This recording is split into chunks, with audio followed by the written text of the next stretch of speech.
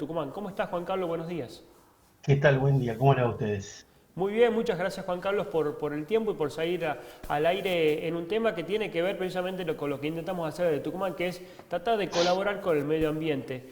Sin ir más lejos y sin mucho preámbulo, quisiera adentrarme, Juan Carlos, en un tema muy particular desde una óptica ambiental netamente y que tiene que ver con el conflicto justamente bélico de Irán-Israel. ¿Cómo es el impacto del ambiente en la región? Bueno, a ver, lo particular de este conflicto, quizás lo que más estuvo en la atención de la gente y de los medios en torno a al posible impacto, tiene que ver con el carácter nuclear de algunos de los objetivos, ¿sí? De los objetivos militares que tuvo, particularmente la intervención de Estados Unidos en Irán. Allí, ¿me están escuchando bien, no? Sí, te escuchamos muy bien. Perfecto. Bueno, la preocupación básicamente tiene que ver con los objetivos principales que tuvo, que son tres plantas de enriquecimiento de uranio. No recuerdo bien los nombres, Fordo, una y otras, Natanz. Pero son tres laboratorios de enriquecimiento de uranio. Con lo cual allí no es una planta nuclear, no es una central atómica, es básicamente un laboratorio químico donde lo que se encuentra son materiales como el uranio, o sea, materiales básicamente de bajo nivel de radioactividad, son materiales químicamente tóxicos, compuestos de uranio en vapor y algún nivel de uranio enriquecido. Sobre eso, te diría que no hubo mayor información sobre dispersión al ambiente del uranio, lo cual hubiera implicado básicamente te diría una contaminación química, por decirlo en términos muy sencillos, ¿no? Por supuesto que es un material que si uno lo aspira o ingiere, tiene un impacto radiológico, puede ser importante. Pero básicamente te diría como impacto ambiental eh, en la región hubiera sido químico. De eso no se tomó, no hubo información. Recordemos primero, bueno, Irán es un país en términos de información opaco, pero hace pocas semanas, la semana pasada, los inspectores de la Agencia Internacional de Energía Atómica se retiraron de Irán, ¿sí? Porque Irán se estaría retirando de ese organismo. Entonces, la información es poca, claramente.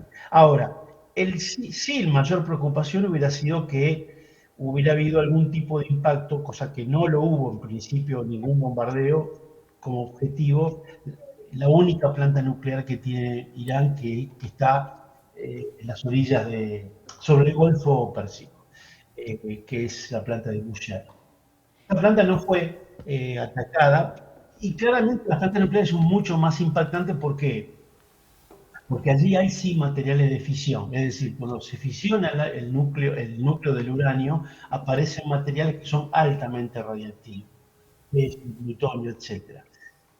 Esta es la razón, por ejemplo, para dar un ejemplo que también tuvo el mundo en vilo y lo sigue teniendo, que es qué pasa con la central nuclear en Ucrania de Zaporizhia, ¿sí? Que es una planta nuclear que quedó en medio del conflicto, desprotegida y que ha tenido impactos, ¿sí? Y ahí hay una preocupación grande de la Agencia Internacional de Energía Atómica acerca de la integridad de esa planta nuclear. ¿Por qué? Por esto que les digo. Allí sí, una dispersión de materiales de una planta nuclear sí dispersaría material muy contaminante, fundamentalmente desde lo radiológico.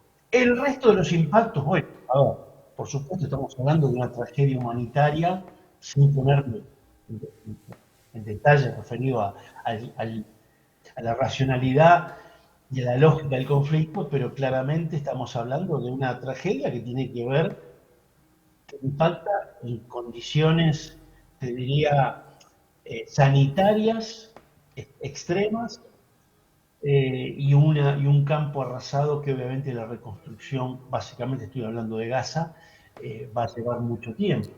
Entonces, esto te diría, entra en los impactos convencionales, si podemos hablar de impactos convencionales de cualquier conflicto bélico de determinada magnitud. Juan Carlos, ¿existe algún organismo internacional que esté monitoreando justamente cuál es el daño ambiental que se realiza durante los conflictos bélicos? Mira, hay un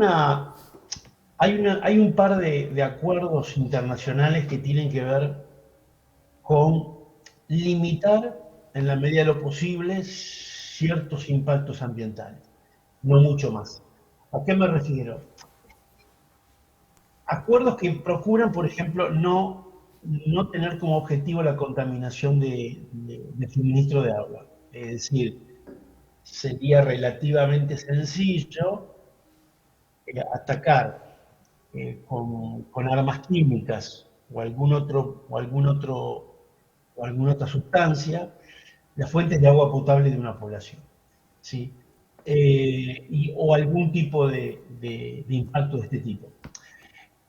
Esas son te diría, ciertas pautas, así como hay un derecho, vamos a llamar, humanitario a la hora de tratamiento de prisioneros, etcétera. Bueno, hay algunas pautas que tienen que ver con limitar el efecto, vamos a llamarla ambiental, pero tiene que ver básicamente con evitar la contaminación como objetivo de fuentes de agua potable o suelos, ¿no? Algo que tiene un impacto generalizado básicamente con la población civil. Ese tipo de cosas existen, pero claramente no hay ninguna estructura o monitoreo específico sobre eso, ¿sí? Así como lo hay, por ejemplo, sí, para los crímenes de guerra, ¿sí?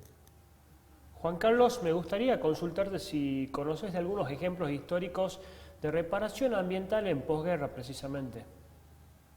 Bueno, a ver, lo hubo y llevó muchísimo tiempo.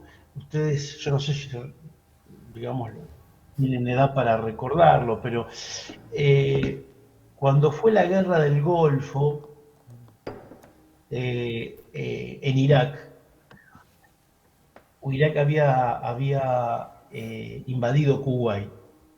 En la retirada hubo un incendio, digamos, se prendieron fuego, se incendiaron, digamos, intencionalmente, una enorme cantidad de pozos petroleros que estuvieron ardiendo por mucho tiempo, generando una contaminación enorme en suelos y, por supuesto, una contaminación, un impacto localizado, regional, de lo que significó incendios, insisto, muy grandes que duraron varios meses hasta que se lograron apagar y eso implicó una tarea de reparación importante. Eso fue claramente una acción bélica porque en el retiro fue producir ese efecto que Irak prendió fuego los campos petroleros. O sea, muchos campos petroleros. Esto ocurrió, estamos hablando año 90, 91. ¿No? Exacto.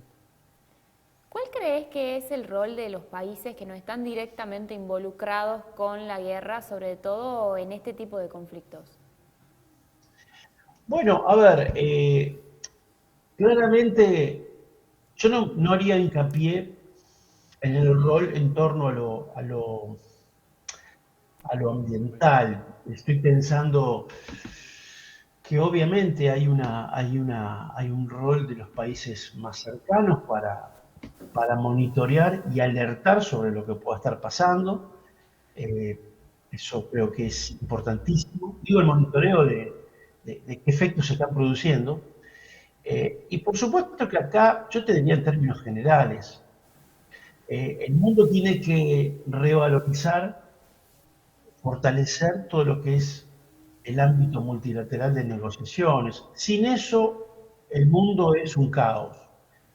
Hay quienes están apostando al caos, pero creo que tenemos que ser muy responsables en reivindicar, mejorar lo que haya que mejorar, pero hay que reivindicar el rol de organizaciones como Naciones Unidas y todos sus organismos especializados, porque es el único espacio de concertación que tenemos como comunidad internacional. Y allí hay organismos especializados para justamente monitorear y vigilar todas estas circunstancias. Creo que, bueno, en los últimos años, ustedes lo habrán visto, hay una prédica muy crítica sobre y una desvalorización sobre el ámbito multilateral. Esto es muy peligroso. Para los temas que estamos hablando es esencial. Pensar que lo ambiental es claramente un tema que rápidamente escala a nivel global, rápidamente escala a que los impactos se hacen notar más allá de las fronteras y cuya solución siempre está asociada a una acción concertada.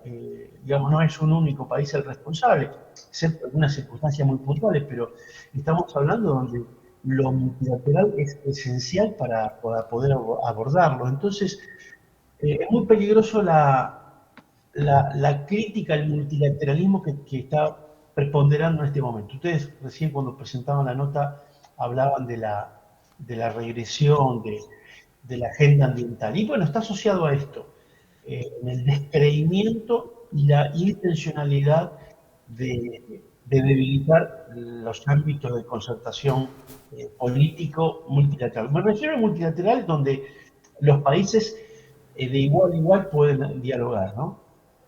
Juan Carlos, precisamente hablando de concertación, multilateralismo, espacios de unidad, me gustaría preguntarle cómo fue la experiencia que tuviste en la COP21, sobre todo liderando la delegación, y después qué diferencia notas entre la Argentina esa del 2015 y la Argentina de hoy, precisamente en lo que respecta a la agenda climática global. Claro. Bueno, estamos hablando de dos mundos diferentes. Dos mundos diferentes.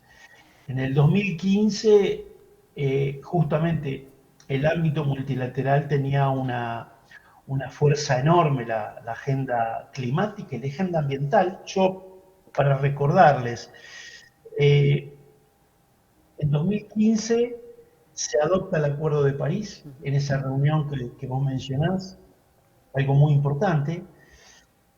Eh, El Acuerdo de París se adopta en esa reunión y para abril del año siguiente, 2016, ya ese acuerdo estaba en vigencia. Es decir, la velocidad con la cual los países fueron ratificando ese acuerdo hizo que rápidamente se llegara al número suficiente como para que empiece a estar en vigencia. Algo te diría inédito.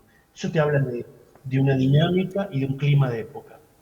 En el 2015, cuando se adopta su objetivo de desarrollo sostenible, eso se había adoptado en septiembre de 2015. Si ustedes recuerdan también, yo no recuerdo el mes exacto, pero habrá sido por agosto, septiembre, el Papa Francisco da a conocer la encíclica Laudato Si, que sin ponerme a valorarlo desde el punto de vista, te diría, religioso o valor intelectual dentro de la Iglesia, pero sí como mensaje a la humanidad, un mensaje fuerte del Vaticano en torno a estas cuestiones, muy fuerte, particularmente hacia el tema cambio climático. Es decir, te estoy hablando de elementos que configuran un clima de época que es completamente diferente al que tenemos hoy.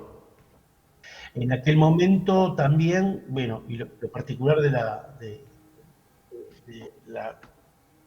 reunión que se adoptó el acuerdo, Argentina tuvo un cambio de gobierno con características muy diferentes, por eso fue en el medio de la reunión, fue el 10 de diciembre, pero te diría que con diferentes enfoques, tanto el anterior gobierno como el gobierno que en ese momento se iniciaba, el de Cambiemos, la agenda ambiental tenía un rango bastante, te diría, preponderante. Muy diferente a lo que vivimos hoy. Hoy estos temas están muy devaluados, se los devalúa desde el propio gobierno y desde los principales gobiernos del mundo. O sea, pensar que el efecto Trump es un clima de época muy diferente, muy diferente. Entonces, eh, sobre esto hay que tomar nota y hay que saber que hay que reconstruir una valoración del tema ambiental, así como hablamos del multilateralismo, estamos hablando de temas que se vinculan. Eh, y te diría que el gran problema es que estos gobiernos, en el caso de Argentina, no es un tema, te diría, marginal y que no se lo tiene en cuenta. está en el corazón ideológico de estos gobiernos lo que ellos llaman la batalla cultural. Y esa batalla cultural tiene en el corazón está la cuestión ambiental. Por eso te digo que la devaluación no es una devaluación porque no se lo tiene en cuenta, sino porque hay una acción claramente devaluatoria, agresiva hacia la agenda ambiental. Bueno, esta es la situación. Por eso digo, desde el 2015 para acá hay una diferencia de dos mundos distintos, ¿no? Donde la emergencia, el surgimiento de todos estos movimientos, lo que suele englobar como nueva derecha, tiene esta batalla cultural como gran eje. No hay, más te diría, yo creo que cuando uno mira los movimientos de esta nueva derecha, las coincidencias económicas son bastante menores que la coincidencia en lo que ellos llaman la batalla cultural. Si uno mira el programa económico de Donald Trump, no tiene nada que ver con el programa económico de Argentina. Juan Carlos, hablamos recién justamente de agenda ambiental y me gustaría consultarte qué rol tiene el financiamiento climático para el cumplimiento justamente de los objetivos. Bueno, a ver, esto es lo que principalmente se afecta por lo que estábamos describiendo. Vos fíjate que cuando Trump anuncia su nuevo retiro del Acuerdo de París, lo que específicamente señala es desactivar todos los fondos de cooperación vinculados a la cuestión climática y a otros. Pero te diría que en la resolución que él firmó, específicamente menciona que Estados Unidos tiene que desactivar todos los fondos de financiamiento a la cuestión climática. Es quizás donde más se resiente el sistema internacional, porque claramente hace falta plata para monitorear, hace falta plata para estudiar y hace falta plata para poder desarrollar las políticas de mitigación y las políticas de adaptación que se necesitan. Y para quedarme en el caso de Estados Unidos, no solo afectó los fondos climáticos de cooperación internacional, sino algo muy grave, que comenzó a desfinanciar todo el aparato científico vinculado a los organismos que monitorean y generan conocimiento en torno a la cuestión climática. Para dar un ejemplo, un organismo muy afectado es el NOAA, que es un organismo de ciencias de la atmósfera muy importante. De hecho, para dar un ejemplo, Argentina sabe cuándo se viene un año donde vamos a tener una incidencia fuerte del fenómeno El Niño o el fenómeno de la niña, que son fenómenos que nos afectan mucho en cuanto a la producción agropecuaria, por lluvia, sequía, etc. Bueno, ese conocimiento lo genera minuto a minuto el NOAA, que tiene todo el instrumental de monitoreo de lo que ocurre en el Pacífico, que es el origen de la oscilación niño-niña. Para dar el ejemplo de que estamos hablando de organismos muy importantes que monitorean la interacción atmósfera-océano, vital para conocer el clima y obviamente al desfinanciarlo, al dar de baja programas, lo que está haciendo es romper el instrumental de vuelo. Es decir, lo que nos genera conocimiento y el saber dónde estamos parados. Y eso es parte de este desfinanciamiento. No solo cooperación internacional ayuda, sino también el debilitamiento del avance de la ciencia. Es claro.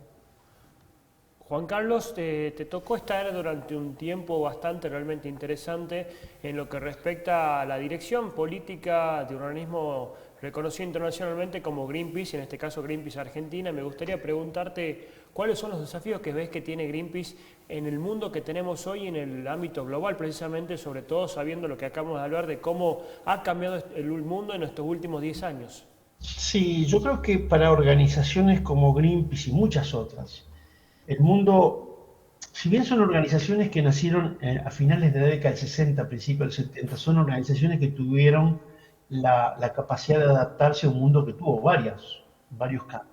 Pero hubo cambios fundamentales en los últimos, te diría, 15 años, 10 años para poner una idea de tiempo, que para estas organizaciones hizo muy difícil poder adaptarse. Y creo bueno, hoy están, te diría, muy devaluadas. Han aparecido otras organizaciones. Yo creo que sí hay un relevo importante allí. Pero el clima de época ha cambiado. La influencia que tuvo Greenpeace en su momento era fundamental. Era una combinación, te diría, muy, muy sofisticada de acciones de comunicación pública con una maquinaria muy sofisticada desde el punto de vista político, científico. Hoy es muy difícil sostener una organización así, muy difícil. Y además, ustedes habrán notado, ha habido una radicalización del debate también. Ustedes habrán visto, han surgido grupos que han comenzado a tener acciones directas muy, a mi juicio, criticables, en el sentido de que han desvirtuado lo que significa la acción directa no violenta. Han visto, por ejemplo, las intervenciones en museos contra las obras de arte. Realmente, ¿por qué son, en mi opinión, deficitarias esas acciones? Porque fíjate que cuando ocurren, la prensa, la opinión pública, termina hablando de si está bien o está mal tirar una lata de tomate a un Van Gogh. Y la gente termina pidiendo que lo saquen de los pelos del museo. Y no terminamos hablando del sentido de la protesta. Entonces, eso es una protesta que es defectuosa. Si vos terminás hablando del fenómeno de la transgresión en sí misma y el efecto, si lo llevaron preso o no, bueno, ahí algo falló. Y yo creo que todo eso habla de un clima de mayor descontrol. No sé, yo creo que allí eso también genera que hay ciertos modus operandi de la comunicación pública que ya están como, bueno, agotados. Y creo que, bueno, no es bueno ni malo, es parte de la evolución de la opinión pública, de los medios de comunicación, y yo creo que está bien. Bueno, la irrupción de Greenpeace fue, como te decía, una combinación muy mágica de, bueno, es que una imagen vale más que 1000 palabras y por lo tanto la imagen era importante para poner ciertos temas en la tapa de los diarios, pero eso estaba combinado a una sofisticada maquinaria política y científica. Una cosa sin la otra no hubiera tenido el efecto que tenía. Pero ha habido un recambio de instituciones muy grande en los últimos años. Sin duda que sí, Juan Carlos, la verdad que es una charla muy interesante y nos gustaría, por supuesto, agradecerte por habernos acompañado en esta mañana y decirte que las puertas están siempre abiertas para hablar de estos temas. Bueno, muchas gracias y bueno, cuando quieran, otra vez hablamos. Nosotros ahora nos vamos a una muy breve pausa comercial después de haber escuchado un referente nacional ambiental del ámbito político, del ámbito también organizacional, como hablamos de Greenpeace Argentina, y fue sin duda realmente, como decía muy bien él, un periodo que hoy ya se ha modificado, ha cambiado, así que bueno, vamos ahora a una breve pausa comercial y ya volvemos con más información en Impacto Sostenible TV.